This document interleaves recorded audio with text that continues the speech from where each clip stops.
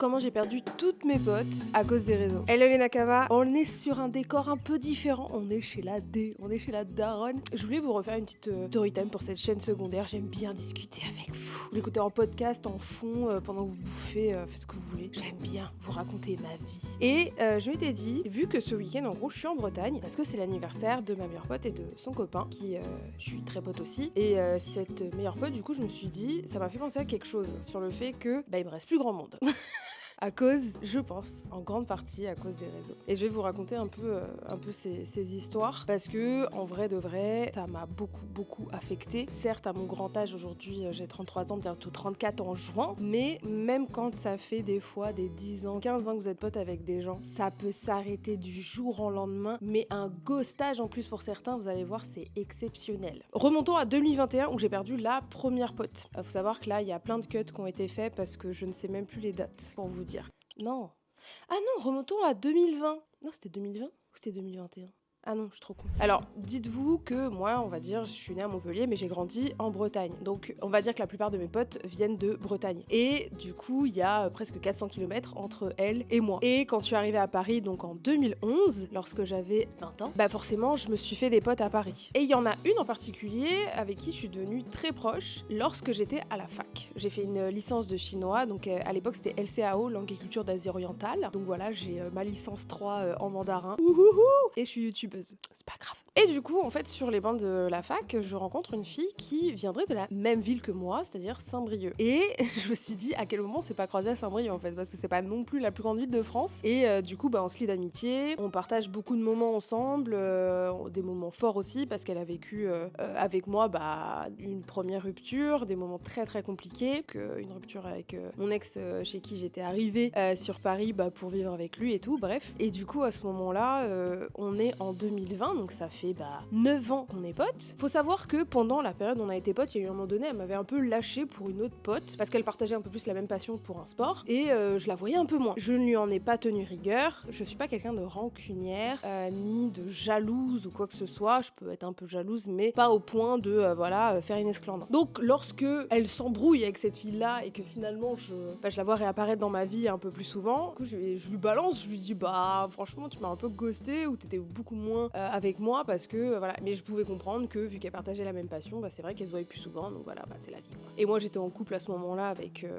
un autre mec avec qui je suis restée très longtemps, et du coup moi aussi j'avais mes habitudes, j'avais ma vie, je travaillais, bref. Donc on se relie d'amitié, on repasse des moments ensemble, je la suis sur des compétitions de sport, je la soutiens, enfin bref, vraiment je suis là, et en plus elle a été avec moi quand j'ai eu mon permis. Elle avait pas le permis, je m'en suis pas forcément rendu compte à l'époque, mais c'est vrai que à partir du moment où j'ai eu la voiture, j'ai l'impression que j'étais encore plus sa pote. C'est peut-être qu'une impression, mais j'avais l'impression que j'avais gagné en valeur parce que j'avais le permis, que du coup, tu sais, c'est un peu ce pote qui est au lycée, qui a eu son permis parce qu'il a redoublé, et du coup, ça devient le pote ou la pote à avoir parce que elle peut t'amener n'importe où en voiture plutôt que de prendre le bus ou le car, tu vois. Bref. Mais moi, je suis pas du genre à comploter sur ce genre de trucs et tout. Je me dis non, mais après, c'est vrai que c'est cool si j'ai une voiture, on peut faire plein de trucs, bref. Vous le savez, fin 2020, je me mets sur les réseaux. Faut savoir que avant de faire ma première vidéo manga, j'avais testé quelques vidéos sur YouTube, genre 3-4, dont une avec elle, qui ne sont plus disponibles. N'allez pas chercher ça. Mais voilà, et je me rappelle à l'époque, elle m'a dit ouais, le jour où tu perces, tu m'oublieras pas. J'étais en mode, c'est trop bizarre comme phrase, mais ok. Et je vois pas pourquoi je t'oublierais, genre on dirait je vais devenir Angelina Jolie, ça va pas ou quoi? Enfin, j'adore Angelina Jolie, ce que je voulais dire, c'est que même si je perce,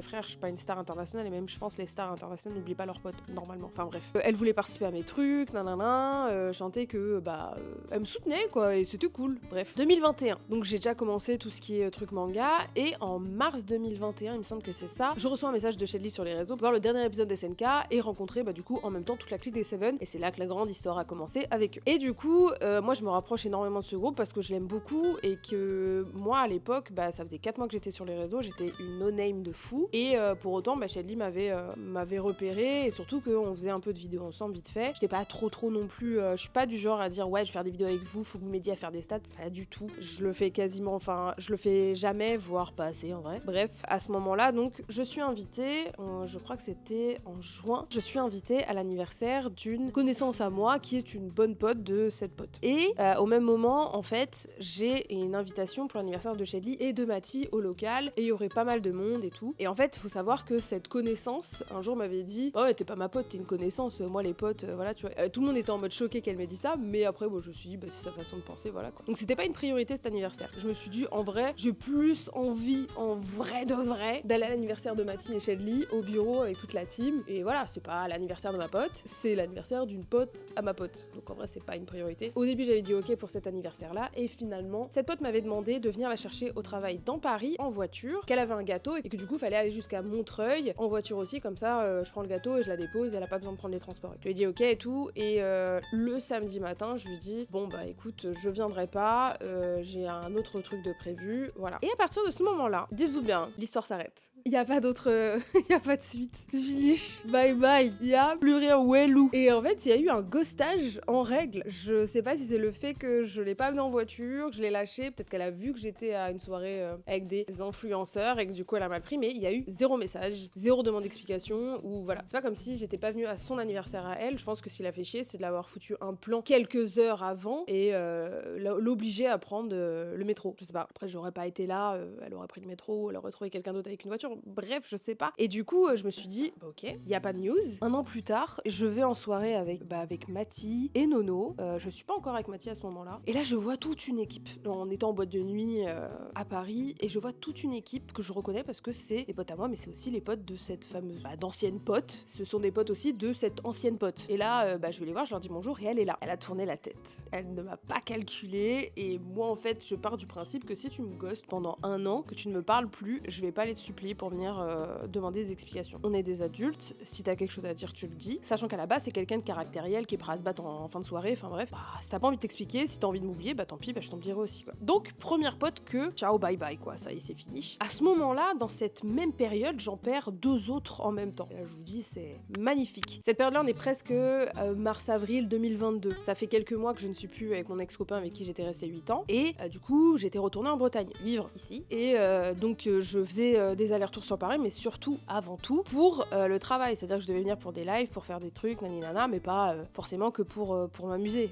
Quand j'y allais aussi, c'était parce qu'il y avait le bureau, qu'il y avait des tournages et que c'était important. Mais voilà, je passais mon temps à faire des lives, mes vidéos ici, vous l'avez vu, pendant cette période de ma chaîne où ça a un petit peu plus explosé. Et du coup, à ce moment-là, moi j'avais une autre amie que je m'étais faite en 2015 lorsque j'ai commencé à travailler chez Claudie Pierlot. Donc c'était une marque de SMCP, Sandromage, tout ça. Personne là, ça a été un véritable coup de cœur. C'est-à-dire qu'on était un peu comme des sœurs qu'on n'avait jamais eu, et on était vraiment comme cul et chemise. On rigolait. Vous voyez le mème là avec les renards qui rigolent comme ça.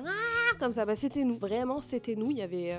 C'est quand même la personne avec qui je suis partie au Japon en 2018, et j'y suis retournée un an après encore avec elle. Genre, c'est la première fois que je partais en vacances loin avec quelqu'un, et c'était elle que j'avais choisie. Et c'était trop bien. Genre, on était super proches. Je connaissais ta famille. J'étais invitée aux anniversaires de ses parents. Je connaissais ses tantes, ses cousins. Enfin bref, j'étais presque, je faisais partie de la famille, quoi. Et quand j'ai eu le déménagement et que j'ai dû repartir en Bretagne, il y a une partie de mes affaires qui sont parties chez ses parents. Elle m'a dit si tu veux, on peut en stocker, parce que je pouvais pas tout ramener. Je sais que je suis pas une amie parfaite, que j'ai pas forcément toujours la tête à ça, ou que je suis un peu tête en l'air et que des fois j'oublie des trucs, mais il a commencé à y avoir déjà un peu avant ma rupture avec mon copain des réflexions en mode ouais, t'as même pas repartagé, parce que en gros elle avait lancé une page sur Instagram d'un peu de quote bien-être, psychologie, naninana, et moi j'étais en mode je like et tout machin, mais des fois quand mes réseaux ils ont commencé un petit peu à augmenter, on va dire, du coup elle m'en voulait si je repartageais pas. Elle me fait ouais, tout le monde repartage, tout le monde like et tout, toi tu commences à avoir des abonnés et même pas tu repartages. Et du coup j'étais en mode waouh, j'avais pas du tout envie qu'on rentre dans un délire de je suis sur les réseaux donc je dois faire exploser tous mes potes, genre. Et en fait quand je suis face à ça, en même temps je me sens mal, je suis en mode ouais, j'avoue je devrais te donner plus de force et tout, mais même déjà moi faut que je me donne de la force, c'est pas comme si j'avais pété de ouf en 2021 non plus. Et du coup voilà, donc et je sens que c'est quelque chose qui lui pose problème, enfin en tout cas qui l'avait blessé, et je sais pas comment pallier à ça, quoi. Genre du coup j'essaie de repartager partager un petit peu plus, nanana. Et en même temps, je veux pas non plus me forcer à partager tous les jours des posts parce que ça fait pas naturel. Et puis surtout que dans mon feed, il y a quand même une cohérence dans ce que l'on partage. Bref, c'est comme si vous ouvriez votre restaurant et que vous en vouliez à vos potes de pas venir manger chez vous tous les 3 jours. Vous voyez un peu le bail. Tu forces pas tous tes amis à venir manger tout le temps, c'est ton business. Et puis voilà, tu vois. Donc du coup, lorsque je déménage, que je suis en Bretagne, je sens qu'il y a de moins en moins de messages qui s'envoient entre nous et que elle me dit plus grand chose. Et en fait, moi, si je veux savoir si tu vas bien ou pas, je te demande, mais si tu me dis ça va et que tu t'arrêtes là, et que même si je te dis t'es sûr, tu dis oui, je vais pas creuser plus, frérot. Moi, je sors pas, j'essaye pas de tirer les verres du nez tous les jours, constamment, à des grands adultes où à la base on se parlait de fou et ça passait crème. Ça passe crème. Donc du coup, je me retrouve à me rendre compte que je suis en train de la perdre aussi, jusqu'à ce qu'elle ne réponde plus du tout à mes messages. Dites-vous, lorsque j'ai retrouvé un appartement à Paris, j'ai dû du coup récupérer les affaires qu'il y avait chez ses parents. Du coup, j'ai vu sa mère, je suis restée discuter 1 heure avec elle et elle m'a dit mais tu devrais lui envoyer un message, nanana. Et je lui ai dit mais c'est ce que j'ai fait, j'en ai même renvoyé un après ma conversation et j'ai jamais eu de réponse. C'est-à-dire qu'il y a eu un deuxième ghostage en règle, en bonne et due forme. Genre j'étais en mode mais waouh, genre je peux faire des erreurs mais faut me le dire. Il y a peut-être des choses que j'ai faites qui vous ont blessé mais faut me le dire. En fait, le but d'une amitié pour moi c'est qu'on puisse parler librement. Quand tu fais chier, quand tu fais de la merde, faut le dire. Je suis pas censée deviner. Des fois on devine pas, des fois on sait pas. Et c'est pareil dans un couple, pas censé deviner à chaque fois. Forcément si la personne tu lui dis, tu lui répètes 4, 5, 6 fois et qu'elle fait toujours la même merde, oui là ça devient compliqué. Mais si tu me le dis pas même pas une fois, compliqué quand même. Après je sais pas, moi en fait ce qui me peine dans cette histoire c'est que je ne sais pas du tout le fin mot de cette histoire. Je ne sais pas ce qui lui est arrivé, je ne sais pas si je l'ai blessée, je ne sais pas si elle était pas en dépression, si elle a pas pété les plombs, j'en sais rien. Et c'est le fait d'avoir un silence total parce que si c'est encore un message qui clôture un peu tout ça en mode je veux plus, au moins je m'en tiens à ça, tu vois. Mais là, y a rien et je trouve ça extrêmement frustrant en fait. Deuxième pote perdu, au même moment. À ce moment-là, vous l'avez peut-être vu passer sur les réseaux, j'avais fait une story time pendant que je me maquillais de cette pote que j'avais depuis pas mal d'années aussi. Je crois que j'étais pote avec elle depuis 2012. Donc là on est en 2022, donc ça fait 10 ans que je suis pote avec elle. Et surtout que j'avais fait les 400 coups avec elle et surtout que je l'avais vraiment épaulée, aidée dans des situations désastreuses. Je ne rentre pas du tout dans les détails, mais des situations, mais oh là là, confession intime. Aïe aïe aïe, c'était catastrophique. Je me suis mouillée dans des trucs et j'ai pris sur moi et parce que c'était elle, je l'ai défendue, je l'ai aidée, même si elle faisait que de la merde et tout. J'étais là pour elle, j'étais prête à vraiment faire des kilomètres et à l'aider et à vraiment essayer de la sortir de sa merde et tout machin. Bref, lorsque je quitte mon ex, déjà, j'aurais dû être alarmée par un truc, c'est que peu de temps avant, à peu près 1 an avant, elle quitte aussi son mec, qui était un sacrifice de vie. Et c'est moi qui lui avais dit de le quitter. En vrai, ça faisait des années que beaucoup de personnes, on lui disait quitte-le parce que il la trompait, il était violent, enfin bref, je vous fais le topo. Et du coup, je crois qu'au final, elle m'en voulait de ne pas l'avoir aidé à garder son couple. Ouais, juste ça, vous vous dites où ça, quand, comment. Jamais de la vie. Bref, en gros, si c'était à refaire, je le referais, mais sans hésiter. À aucun moment. Si c'était à refaire, carrément, je ferais les choses plus tôt, en vrai. Mais bon, bref. Et du coup, lorsque je quitte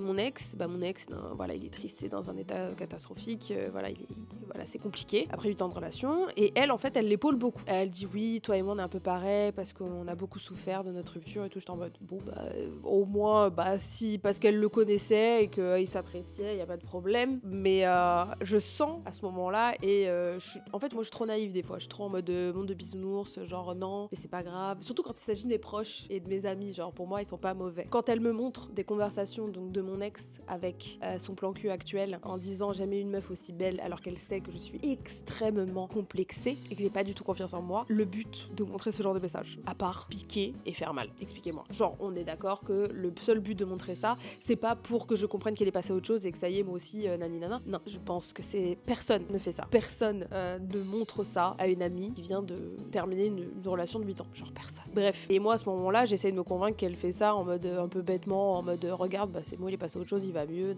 Et donc à cette fameuse soirée où l'autre elle a tourné la tête, il y a du coup cette pote dont on parle actuellement, qui est là avec Mathie, Nono et moi, et elle avait ramené une autre amie à elle. Cette autre amie à elle vient me voir au plein milieu du dance floor et elle me regarde, elle fait oh dinguerie et tout, nanana. Je lui dis qu'est-ce qui se passe? Et je regarde ma pote de loin et elle me regarde et elle fait un signe en mode regarde à droite. Et là je vois les Totally Gays, donc les Totally Spies version qui me regardent toutes les trois. Genre mais vraiment on aurait dit les Totally Gays. Mais vraiment elles étaient posées comme ça et elles me regardaient trop mal en mode elle veut quoi elle? Vraiment de la tête aux pieds. On aurait dit des brats. Vraiment c'est ouh. Et je lui dis c'est quoi? Et en fait sa pote me dit c'est la nouvelle meuf de ton ex. J'étais en mode bah super, je savais pas à quoi elle ressemblait, je passais une très bonne soirée. Quel intérêt, je sais pas. Et en fait elle était en mode gossip de fou. Et qu'est-ce que je vois moi? Déjà ça me coupe un peu dans la soirée. Genre j'étais pompée up, tout, j'étais bien. Là vraiment j'ai eu un down, vraiment, parce que bah je vois la meuf, elle a les cheveux longs, lisses, elle est mince, elle a les yeux clairs, genre tout ce que je souhaite être. Et du coup je suis en mode ok, en effet, il a trouvé le boulot, il doit être très heureux maintenant plutôt que de sortir avec un gros cajot comme moi. Donc voilà un peu le genre de pensée que j'ai à ce moment-là, quand on veut dire que la soirée, bah elle était foutue quoi. Donc moi je rentre chez une pote qui m'hébergeait et je lui raconte cette histoire et du coup elle me dit franchement c'est chaud ce qu'elle t'a fait, je comprends pas le move. Et je fais ouais j'avoue j'ai pas trop apprécié. Et surtout qu'après j'ouvre Instagram et qu'est-ce que je vois? Elle a fait une story. Elle fait une story où elle fait un zoom sur cette meuf et moi en disant genre l'ex et la nouvelle meuf à la même soirée. On se tape des barres de fou malade, on est mort de rire. Et je vois ça, je fais attends, se fout de ma gueule. Et je montre ça à ma pote qui m'hébergeait, elle était en mode waouh. Là ça devient un peu tendu du string. Et du coup bon, qu'est-ce que je fais? J'envoie un message. Je me suis dit l'appelle pas parce que moi je suis du genre si je t'appelle et que j'ai un peu les nerfs ou que je suis pas bien, parce que du coup à ce moment-là bah, je pleure et tout, genre j'étais pas bien, j'étais vraiment en down. Moi je vois ça, je me dis l'appelle pas sinon je vais partir en cacahuète. Donc je lui envoie un message en disant franchement j'ai pas du tout apprécié ce que t'as fait ni le move, pourquoi tu m'en as parlé, genre je savais pas à quoi elle ressemblait. Et j'aurais passé une très bonne soirée sans connaître son existence en fait, je vois pas l'intérêt. Elle me répond, elle fait oh mais tranquille, ouais bon vas-y. Et je vois elle s'excuse pas, genre et je lui dis franchement ça m'a saoulé. À la base on devait se voir demain, vas-y j'annule, j'ai pas envie de te voir. Je lui ai dit on est dimanche, le lundi on s'était dit qu'on se voyait, je lui ai dit non c'est bon j'ai pas envie de te voir, tu m'as saoulé. Là faut que je me calme, là tout de suite non, j'ai pas envie de te voir. J'ai le droit d'un veto, j'ai le droit de dire j'ai pas envie, on est d'accord. Et là elle commence à m'appeler, je suis en mode non. Je lui dis mais arrête de m'appeler, j'ai pas envie de te parler, laisse-moi respirer dans mon coin, laisse-moi rester dans ma grotte là et voilà et je te reparlerai quand ça ira mieux. Et elle continue à m'appeler. Faut rien savoir, c'est quelqu'un de très caractériel, très grande gueule, très rentre dedans, un peu too much même d'ailleurs. Et au final, après elle m'envoie un message, bah, vas-y, de toute façon reste avec tes potes influenceurs. Attendez, encore une fois, on me remet le mot influenceur dans un message pour parler d'une relation amicale, je ne comprends pas. Là j'étais en mode, c'est quel genre de tunnel? On n'est pas sur Mario Kart à prendre des raccourcis pareils, mesdames et messieurs. Et là j'étais en mode, attends mais c'est quoi le rapport? Littéralement c'est quoi le rapport? Genre en gros, elle a fait un peu comme, vous savez ce qu'on fait des fois quand on se dispute avec notre gars. Notre gars il arrive à retourner à la situation pour que ce soit lui la victime. On l'a tous vécu. Et ben elle a fait la même chose, j'étais en mode, non alors je t'explique. Je lui réponds, je fais, écoute, celle qui va pas bien dans l'histoire c'est moi, celle qui est blessée c'est moi. À aucun moment, essaye de retourner la situation pour que ce soit moi qui doive m'excuser.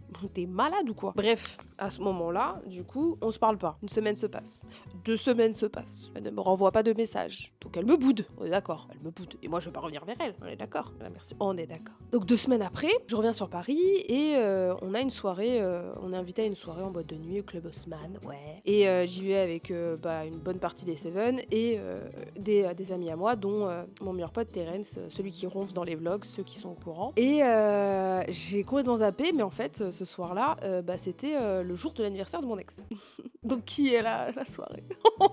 Mon ex. Mais après on n'est pas en mauvais termes, c'est-à-dire que je le vois et du coup je lui dis bonjour, je lui dis désolé j'avais zappé, bon anniversaire et tout. Normal, genre cordial, bonne ambiance, tranquillou, juste histoire de voilà un peu de respect. Ça a pas été violent entre nous, ni de tromperie ou je sais pas quoi, donc il n'y a pas de raison d'être mauvais quoi. Bref. Et du coup je vais m'asseoir à la table et très bon choix de nous placer à la table à côté de la table de mon ex qui fête son anniversaire. Sauf que je vois quoi sur la table? Je vois autour de la table de mon ex, cette pote qui était considérée comme une meilleure pote à moi, qui était là, qui me gosse depuis 2 semaines, plus la nouvelle copine de mon ex. Et je les vois papoter, rigoler, mais comme ça, côte à côte.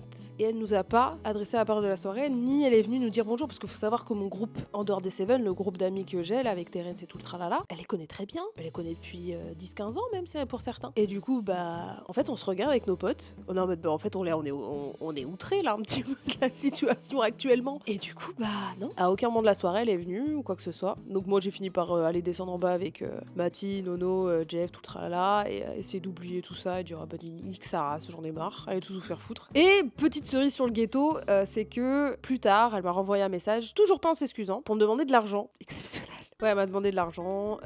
Elle était en mode bah ouais, j'ai besoin d'aide, nani nana. Moi, je réponds pas. Après, elle a demandé quand même à d'autres potes à moi aussi, à qui elle a pas dit bonjour à cette soirée aussi. La blague du siècle. Et aussi, elle est revenue encore après pour redemander de l'argent, puis encore après en disant qu'elle travaillait pour un truc et que elle pourrait avoir peut-être une OP, je sais pas quoi. Je t'en mode. Mais à quel moment t'as pas compris que je voulais plus du tout avoir quoi que ce soit à faire avec toi en fait? Genre, c'est quoi que tu comprends pas? Et en fait, je me suis dit, c'est que il y a des gens, vous pensez que c'est vos sauces, c'est vos potos, vos brosa de fou, et bah du jour au lendemain ça peut s'arrêter pour des raisons, pour de la jalousie, pour des vices cachés, pour plein de choses. Ça fait très mal parce que même on se dit ouais, à la limite quand t'as 20 ans que t'es au lycée, allez bélec parce qu'on n'est pas mature et tout le tralala, mais quand t'as plus de 30 piges et que ça fait des années que t'es avec ces personnes, que tu les connais, que tu leur as donné ta confiance, je pense qu'on n'a pas tous la même vision de l'amitié et de l'honnêteté dans l'amitié aussi. Et je pense aussi que en fait le fait d'avoir été sur les réseaux, ça a cassé beaucoup de choses. Le fait de vivre de ma passion et peut-être d'être voilà, pas connue, on va dire, sur les réseaux et de commencer un peu à réussir là où d'autres n'y arrivent pas ou que d'autres peut-être s'en sortent pas bien dans la vie, sont tristes ou quoi que ce soit, bah je me dis qu'il y en a qui sont très contents pour leurs potes quand ça marche, quand ils sont heureux en couple, quand ça va dans leur boulot, qui gagnent bien leur vie, nanana. Mais il y en a qui vont prendre le seum. Et j'ai l'impression que c'est un peu ce qui s'est passé pour certaines personnes, sachant que y a certaines personnes qui n'ont pas dit c'était quoi la raison de ce ghostage et de cette rupture amicale quoi. Et ça fait super mal parce que je me dis en fait les réseaux sociaux ont fait un sacré ménage et en même temps je me dis est-ce que c'est pas plus mal? Parce que le ménage c'est important dans la vie, parce que ça veut dire que en fait j'ai pas perdu mon temps avec ces personnes là parce que j'ai appris au final, parce que je suis toujours à avoir confiance aux gens et c'est vrai qu'on me disait oui t'as beaucoup de potes et tout nanana, et en fait au final il y en a pas beaucoup qui restent. Là actuellement sur les 5 potes que j'ai de Bretagne, bah il en reste 3 parce que là entre temps il y a eu 2 autres personnes aussi qui se sont éloignées, dont une carrément qui a coupé les ponts, et parce que les chemins de vie pour certains s'éloignent trop et ils ont pas envie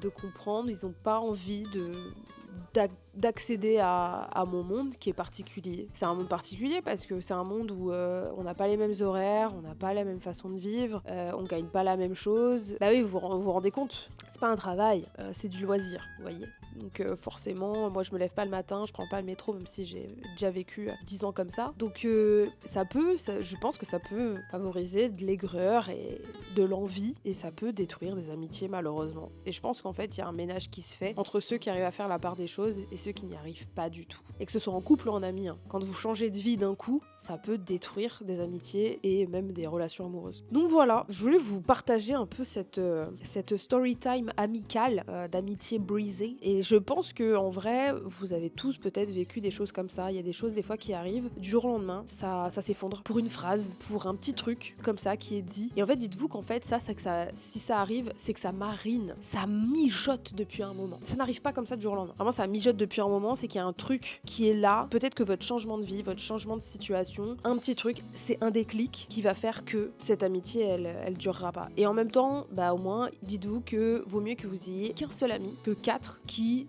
pourraient se briser à n'importe quel moment. Parce que le but d'un ami, c'est de se dire qu'on a quelqu'un sur qui compter réellement, peu importe la situation. C'est un peu comme un couple, hein, c'est pareil. Donc voilà, c'est un peu ma quote finale sur les relations amicales. Choisissez bien vos potes. Et surtout, moi, je suis partisane de ne pas courir après les gens. Je veux bien courir après les gens quand ils sont dans un besoin, quand je sens qu'ils sont dans une détresse, que ils ont pas envie d'être aidés parce qu'ils s'enferment dans une autodestruction, nanana. Ça, c'est un autre délire. Mais par contre, quelqu'un qui te ghost, je suis qui, moi? Un sac à merde? Non. Donc voilà, moi, je pense que le respect, c'est hyper important. Et ghoster quelqu'un, je pense qu'il n'y a pas plus irrespectueux dans une amitié. En vrai de vrai, c'est genre du jour au lendemain, plus répondre à quelqu'un en mode ça allait bien, et là, genre rien du tout, pas d'explication, pas ouf. Donc voilà, j'espère que vous avez kiffé cette petite story time. Là, je dois aller en ville avant de partir à l'anniversaire, donc je fais de gros bisous, prenez soin de vous, choisissez bien vos amis. Bye bye les Nakama.